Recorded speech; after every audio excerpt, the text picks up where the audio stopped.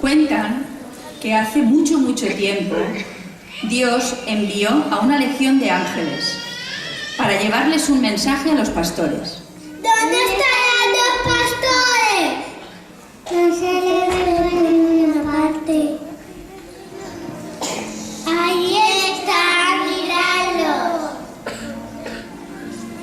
Vamos a buscarlo.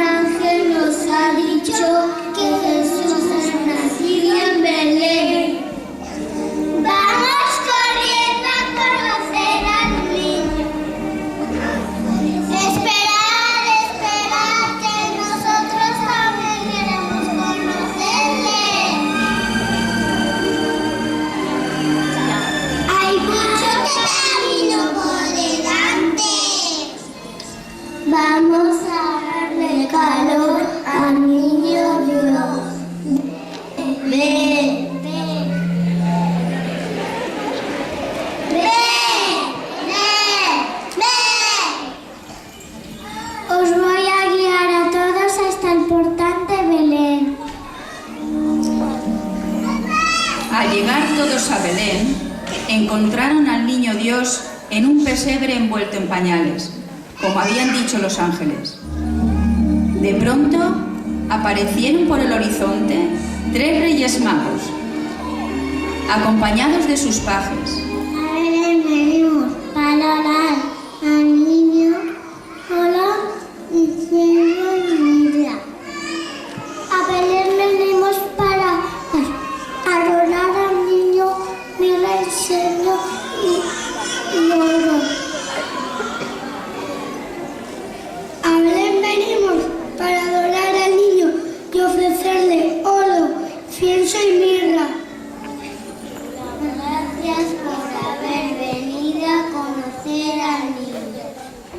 A Belén pastores, a Belén chiquito, que ha nacido el rey de los angelitos. A Belén pastores, a Belén chiquito, que ha nacido el rey de los angelitos.